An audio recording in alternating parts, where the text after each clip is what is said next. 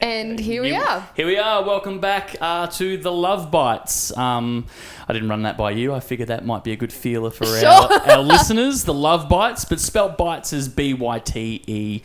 Because love computer. Bites. Like I love you, bye. I love you bites. Sort of. Love bites. Yeah, it's kind of like technical gigabytes. because bites, gigabytes and stuff. So I don't know. I like it. If you like it, give us a thumbs up or give us a comment or give us any other suggestions as well that you might think might be a good name for our listeners or fans or whatever you want to call yourselves. I'm just imagining people being aggressively against it. They're like, no. That's stupid. That's not the name that I want. I just love how it's love bites. Like I reckon every comedian who ever listens to this has probably lost respect for me because I put love into it. But anyway, I'm only joking. They never respected me. Shout out to my brothers and sisters and everyone in between in the comedy world. I miss you all. Can't wait to get back on stage. I really can't. What about yourself?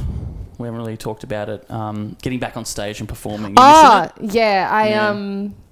I miss it so much. Like we obviously had to postpone quite a few of our shows and we don't know when we're going to be back. So I feel like if I knew when it would be, I could have the finish line and the thing to look forward to. But without knowing, you're just living in limbo and it's, you've got that drive that you really want to get on stage. And I think as well, you don't realise how much you actually do love it until it's completely stripped away from you, which sounds a bit cliche, but it's true. That's why it's a cliche, because it's true. Yeah, absolutely. Like, even in like comedy and stuff, you got to hit those open mic nights to sort of hone your skills and try out new material and stuff like that. And it can be a bit laborious. And you got to wait till the end of the night. Like you might not get on until 11:30 or midnight. And you're like, oh, why am I here? And then you do a good gig and you're like, oh, that's why. But I kind of miss that as well. Yeah. Having a few beers, chatting with some, the other comics and stuff and just riffing ideas off each other. I do miss that. That was because it was like every week and now it's gone. But anyway, we'll get back to it when it all lifts and, I know that when it does all lift, people are going to be super excited to go out and go to shows. And I hope that people just pour themselves into everything and try new things that they've never been to before and hungry for some form of entertainment other than Netflix or movies or music.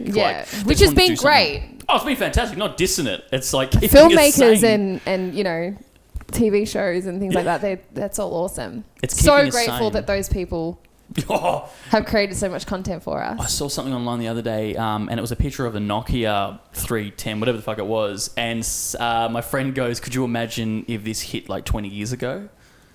Like you sit there with your Nokias. Snake. I think it was 20 years. Snake and dial-up internet or whatever. It's like, I mean, you say that, but maybe it's because we know how good we've got it now. Yeah. That we wouldn't have known, I suppose. But anyway, it just sort of gave me a shiver. Just that sounds incredibly horrible. Yeah, for sure. Unless you go completely the other way and go camping in a cabin or something and cut yourself off from the world. That could be cool. That could be cool. Apparently they stopped some people doing that though. Really? Yeah. I thought that'd be the best thing to do. Go out into the wilderness somewhere and just pitch a tent and fish and whatever. And oh well, it's weird. But I am missing the comedy and the cabaret and the performance and stuff, which is, I don't know, for those of you who don't know, that's what we do. I'm a comedian and yourself, I'm not going to speak for you. You do. Okay, I'm a burlesque dancer. And a producer. So I produce different shows and events and things. So and of course a little bit of acting on the side for both of us as well here and there. Pays the bills when we can get the gigs, which is nice. But not doing it's a bit weird. It is weird. I mean, the good thing is that we can use the downtime to think of new ideas and to kind of refine skills a little bit and write new jokes. And research and find information on things that we might not have had the time to do before, which, we're trying to take every opportunity that we can to make that happen and use the time wisely. But there's also the thing too where it's if you're not being productive one day, it's okay. It's fine. You got to be okay with it, Totally. But try to find that nice balance. Hello, Elvis. Oh, Elvis is back. Everyone who's watching on YouTube, he's back. He's back. He's loving it. Oh, yeah, because could you imagine when we go back to work, he's going to not know himself. He's going to be, this is crazy and weird and I hate every minute of it. He's going to freak out. He's going to freak out, yeah. But I've been watching a lot of comedy specials as well, and as you know, I was meant to do my first filmed comedy special this year, which is still going ahead. Yeah. As far as we're aware, it may have to be postponed. We don't know yet. We're going to see what the government says at the end of April. It wasn't going to be filmed till July anyway, but I'm happy to push it back if need be, because obviously when it lifts, I want to get back onto the open mic scene and the paid gigs and stuff, and just sort of get that craft cracking. So when we do film it, it's, you know, I'm feeling comfortable and good again. Yeah, for sure. Get back to where I was. But yeah, it's still going ahead. I'm very much looking forward to it. Also nervous but excited, and again watching. It's so excited. So exciting. Which you're producing as well. You're producing the show, so hide the you're best. Like, better be good. If there's no one there, it's your fault. It's not my material. So come to the show. No, it is going to be awesome. Yep. More info on that when we know. But yeah, we'll let everyone know. It's going to be great. We were talking the other day about because we had an interview with a friend of ours for their university about how we got into our respective industries and stuff and our experiences and stuff. I was like, that's actually a really good question. I don't know if people want to know or anything, but like, or who was thinking about getting, you're going to hear it, who are actually thinking about getting into it, because you do, as a comic, you do get people come up to you or messages online to go, oh, how did you do it? Because I've always wanted to do it. I want to give it a go. And what's your advice and stuff? And the main question is, how did you get into it? I think it's an interesting question. Because people do want to know, who are interested in those industries. How'd you get into it? With stand-up comedy, I was an actor first. I went to drama school and my drama school, the National Theatre in St Kilda, really pushed us into, no one's going to knock on your door, you need to make your own work. So I was really hungry. So I accepted every role that came my way after graduating, and I wrote a shitload of stuff, like web series, plays, short films and stuff like that. And I wrote a couple of plays, and it got to a point where I needed people to help, because I had like 4 or 5 drafts that I thought were solid. I needed read-throughs, movement read-throughs, get it up in the space and stuff, but it was like herding cats, which I think is a good analogy of trying to get people together to do anything. And I was just like, I was tearing my hair out, and I was like 6 months later, nothing was happening. And I've always loved comedy. I love comedy. I've been a big fan since I can remember, like Rodney Dangerfield, Richard Pryor, growing up listening to those guys. And I was like, well, I could take the jokes out of these players and just get up on stage and give it a go. Because we did have a comedy component at our drama school. And so I went to an open mic night. I signed up like previous, because this is at an open mic night where you could. You had to message ahead, and like they go, all right, 3 weeks from now on, you're on this night. And I was stupid enough to invite a lot of my friends, which, you know, I'm sure a lot of sort of old open micers can probably think back when they did the same thing. And I had like 4 pints, which was dumb, before going on stage. I was super nervous, and I got up, and not meaning to sound cliche or anything, but it was a penny dropping moment, because as soon as I got up there, it just like everything fell into place. I went, fuck this. Why haven't I been doing this forever? You know, and my first gig, which is talking to a lot of my friends, is kind of semi-rare. It went really well, because I've been sitting on this material for quite a while. Yeah. Like, I had this material in the back of my mind. I wrote it down in books, like even before drama school, just going, well, I'll come back to stand up one day. I always wanted to do it. And I had these jokes, and I had solid, good 4.5 minutes, I think it was. And a lot of it was impersonations, because that's what I was, the impersonation guy at school, like being a class clown.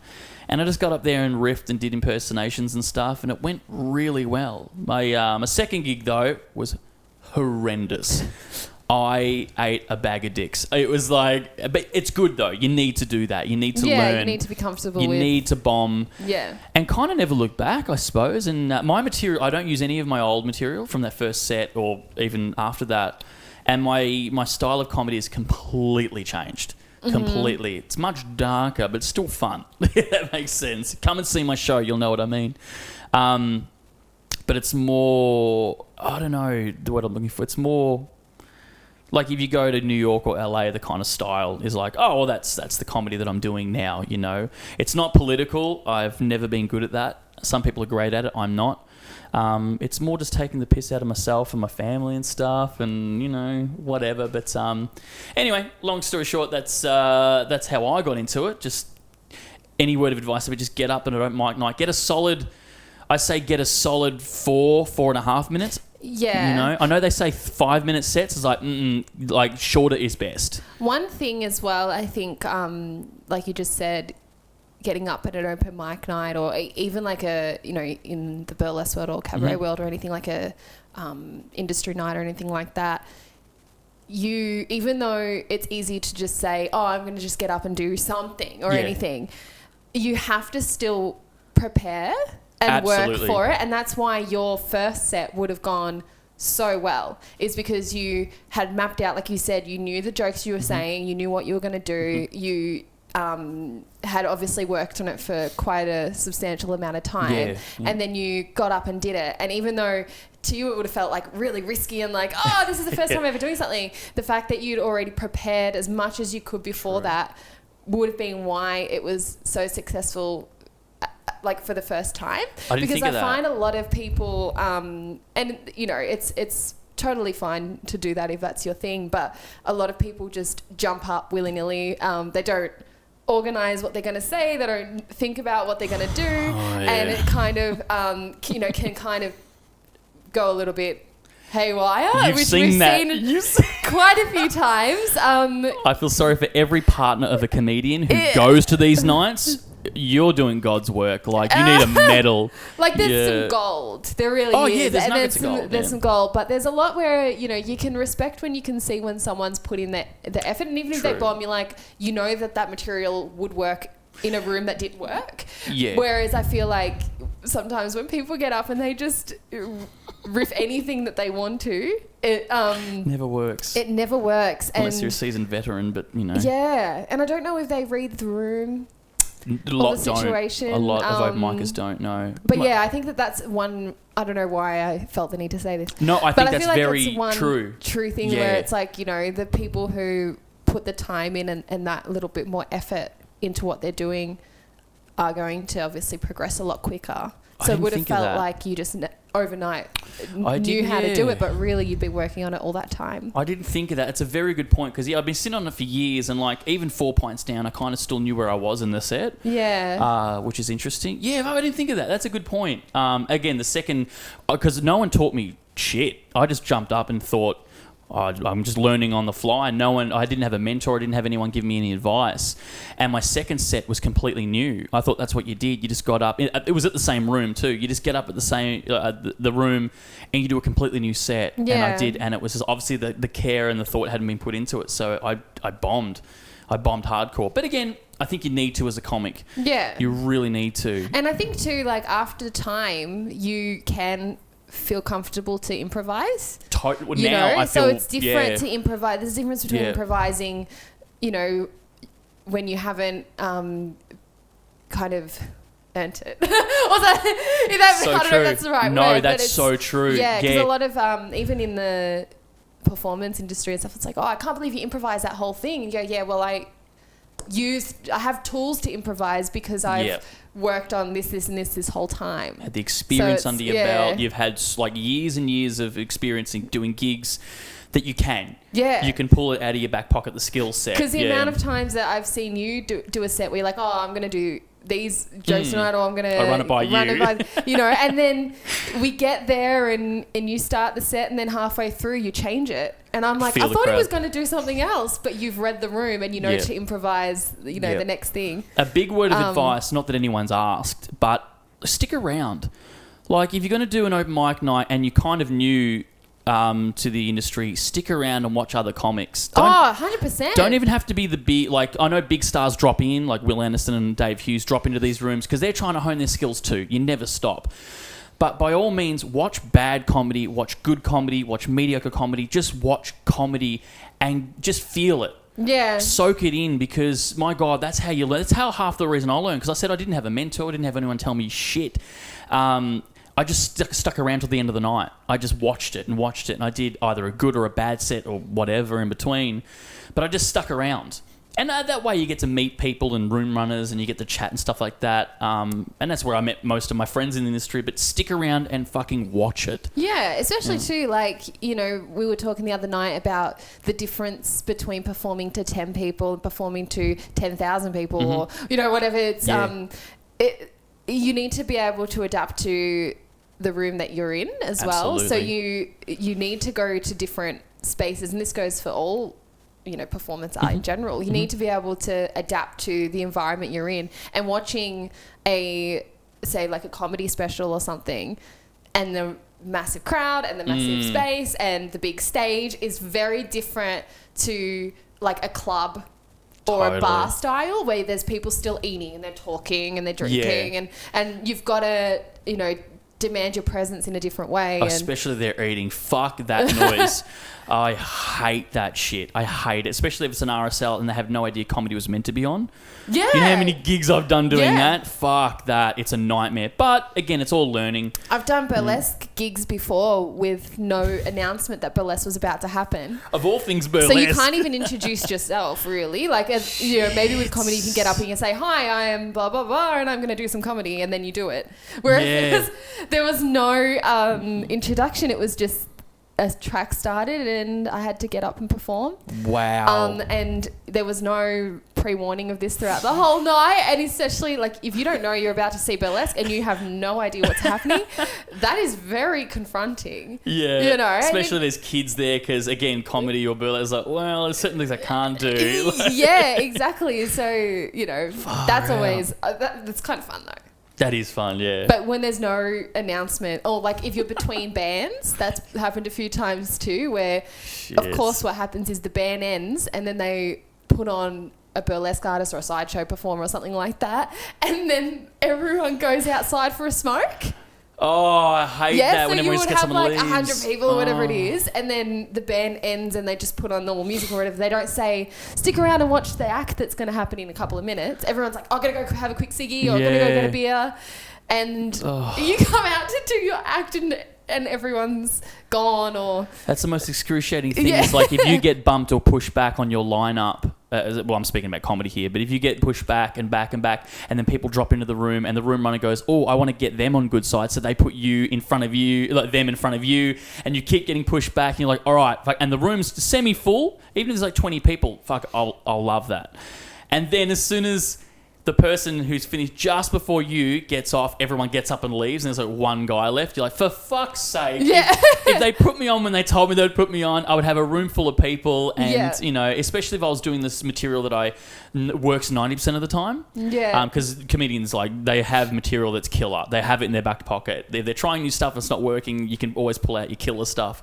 And it's like, it's even worse when it's that set you're planning on doing. 100%. It's like, yeah.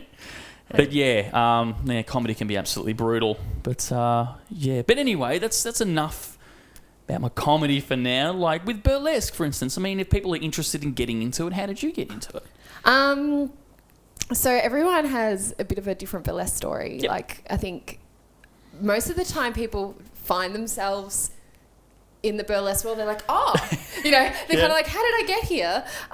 Mine was that I had always had like an interest in, you know, old world glamour and, you know, I loved all the old Hollywood movies and things like that. You know, for quite a few years I was wearing and collecting vintage clothes and, you know, vintage accessories and things like that. And I was going to pin-up events and rockabilly festivals, car shows and, you know, vintage fairs and things like that. So I spent quite a few years kind of refining my skills in vintage hairstyling and makeup. Awesome. And I did quite a few pin-up events and pageants. And then what happened really was I was really excited to obviously put together concepts for these pageants, but they didn't really give you much stage time. And I felt like I wanted to find a platform where I could do what I was doing, but on a bigger scale or on, you know, you put all of your work and effort into one pageant or one show and then you couldn't do that again at another event. You can't recycle sort of the idea. It was done. It was burnt. It's kind of, it's like burnt. So I started to do, that wasn't like the reason, but it kind of goes hand in hand with how it all happened, if that makes sense. Sure, But I started to do some burlesque classes because I always liked Dina Von Teeth's and, of course, the glitz and glam of the world. I did a few burlesque classes, fan dancing classes, and then I stopped that for a little bit. I did some aerial classes. Nice. I was very bad at it, but I did the classes anyway. Yeah. And then after about a year or two, I went back to doing burlesque classes, but I did a mentorship. Okay. Yep. So I had, private classes. Great. And then I got to develop a new routine. Yep. And I applied for a show. And I said, hey, I've got this new routine. I've got this act idea. Sure. And I'd like to be in this show. And she's like, you've never performed burlesque before? And I said, no. And that's usually how that kind of happens. You've got to pitch yourself and like anything, kind of put yourself forward. And you got to hope that a producer has enough faith in your concept or your idea to give you a go. For sure. Yeah. And then the funny story about it, though, is that 2 weeks before this show, so I'd worked all this time on an act with my mentor, and we'd, gone over the routine, and we created the costuming and everything. And 2 weeks before, I was like, I don't want to do it. And she was like, what do you mean? All this work. And I said, no, I still want to do the show, and I still want to do an act, but I don't want to do this act. I don't like it.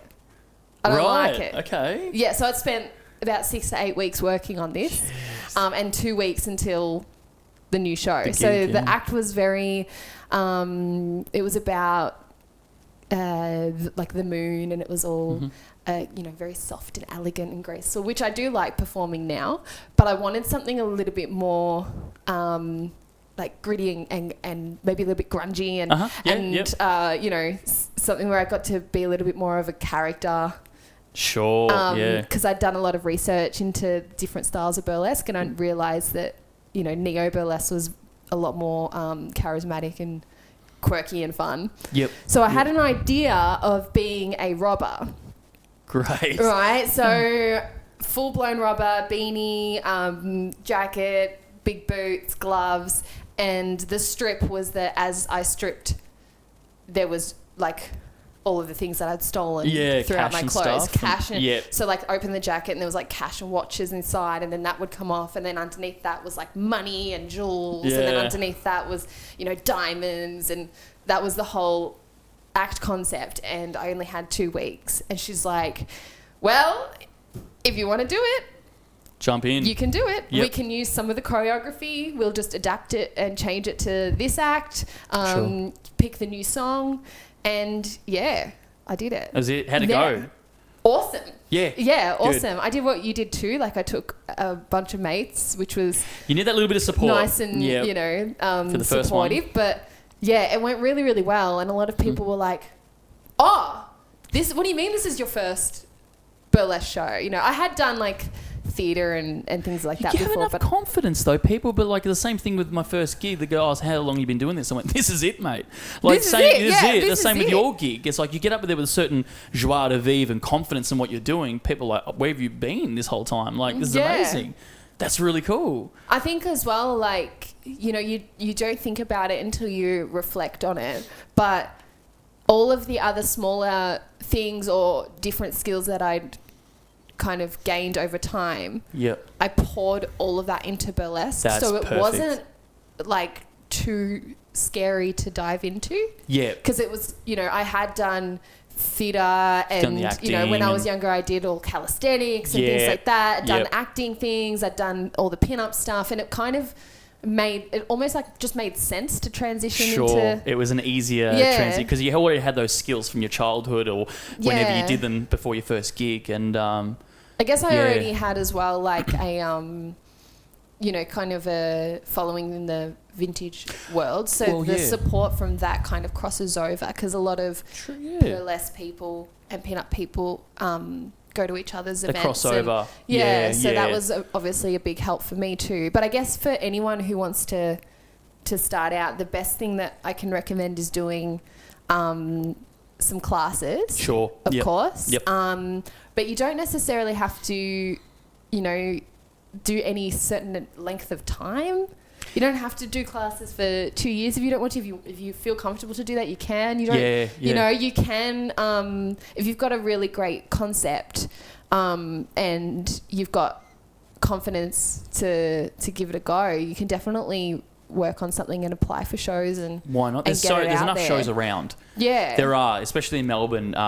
We're a bit spoiled for choice. There's so many shows around because I started emceeing cabaret and burlesque shows by accident. I just happened to be at a cabaret club doing comedy, and I used to do it week to week and whatever, and my sets got longer and longer, and they were paying me and stuff, and they went, oh, we need an MC for this night. Do you want to do it? I was like, no, not at all. And I was like, they forced me to, and I'm glad they did.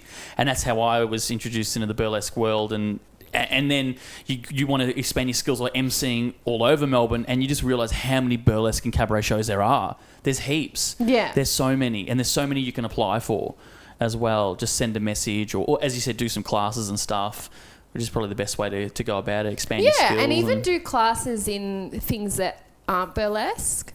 Yeah. Or comedy. I mean, doing any type of like character work. Anything. Neutral mask, yeah, for God's sake. Any like, of why that not? kind of thing like really helps. Any dance classes or fitness classes. Any of that type of thing helps. For sure, because it's all put strings in your bow. I think that's how the phrase goes. And bringing different techniques in. I think that's a big thing with burlesque as well, is that, you know, the burlesque aspect is one thing, but, you know, the idea or the storyline or the skill that you bring into it or, you know, the flair that you bring in of your own thing is what makes you...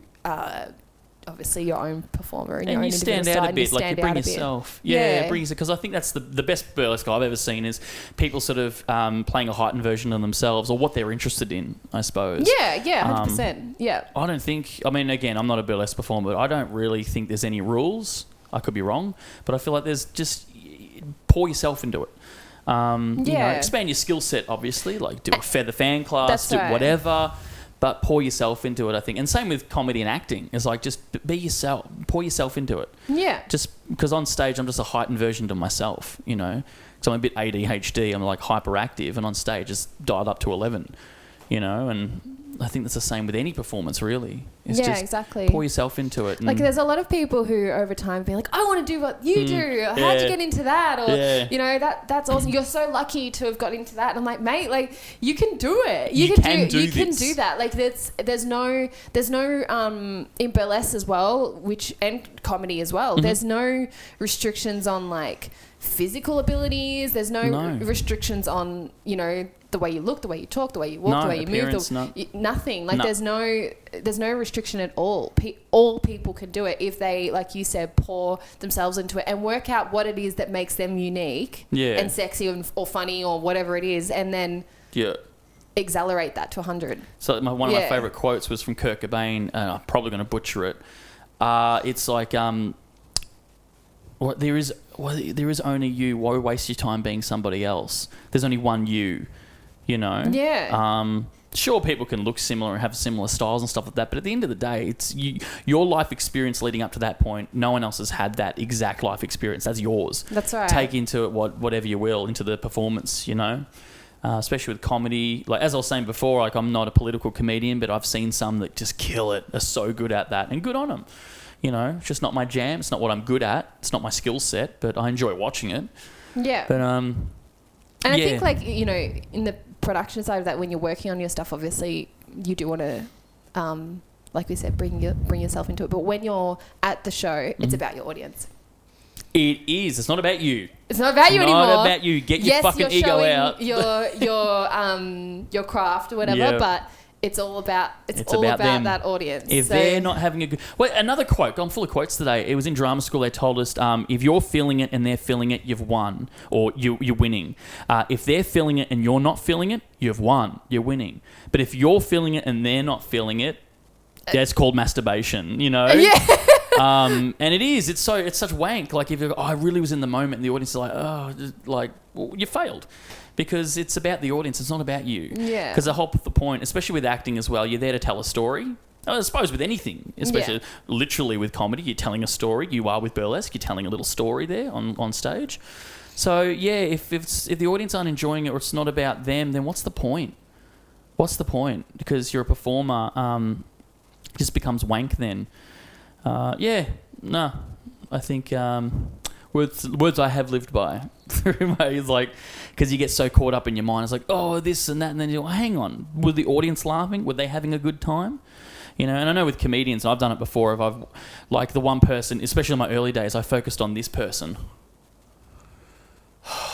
Sitting there, not enjoying it, on their phone and stuff, and they're but the rest of the audience were having a great time. Like I remember I was in Canberra once, and I was doing a New Year's Eve gig there, and the one girl in the front row was really hating it. But it was like sold out night. It was 150 people, I'm pretty sure, if memory serves, and 149 of them were cracking up. They were loving it. I was doing a 10-15 minute set, something like that, and she's the first one that come up to me and she goes, "I think that joke you did was offensive." I went, "Which joke?" And she explained the joke to me and went, "Well, obviously you weren't listening to the joke. I saw you on your phone. If you realise the joke is on my father, but the trigger word was stripper." She heard stripper and she switched off immediately. I went, no. She's not the butt of the joke. My father is the butt of the joke. In that, if you were really listening, she's getting paid for her craft. You know what I mean? Exactly. The joke is about my dad. Anyway, I won't burn the joke. It's in my special. But then I was telling the people who booked the gig and went, "Oh, was that offensive?" No, she was just a fucking idiot. That's what they said. The room runner said that.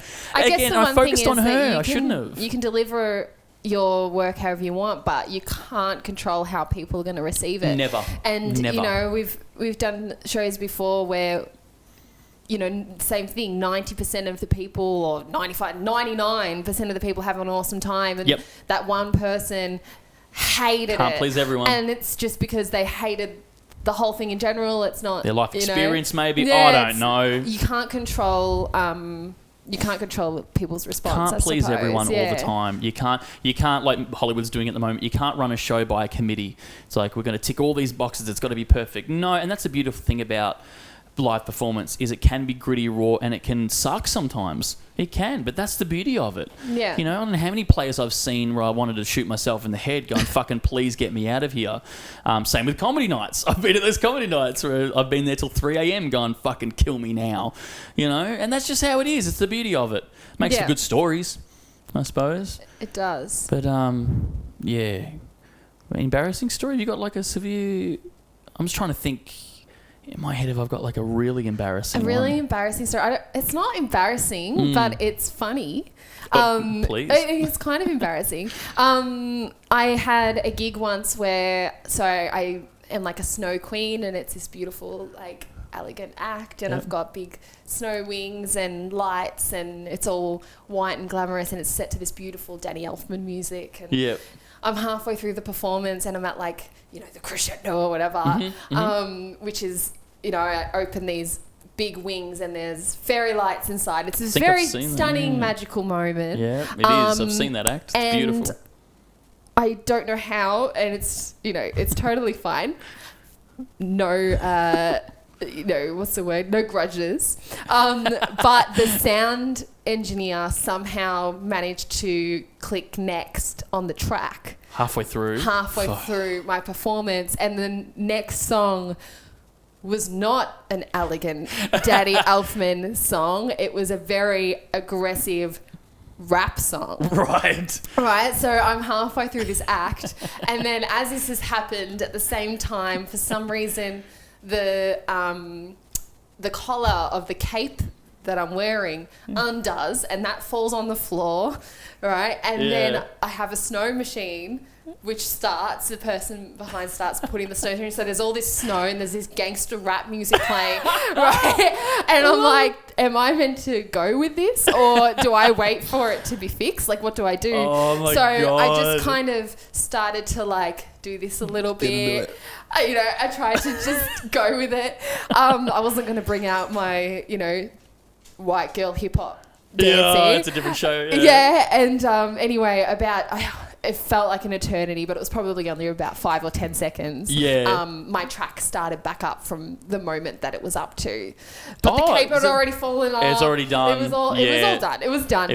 But it was It was great. And then afterwards, people were like, we're so proud that you kept going and you just go with it. Which is what you have to do. You just have to keep going. Just go with it. The amount of times as well, like, you pop a pasty, it's called. Like, what if your nipple pasties falls off and you've got to just keep going, or you trip on something, or... Oh my God, the amount of times that I've been stuck in my costume. Mm-hmm. So obviously the whole point of burlesque is striptease, but if you can't get the clothes off...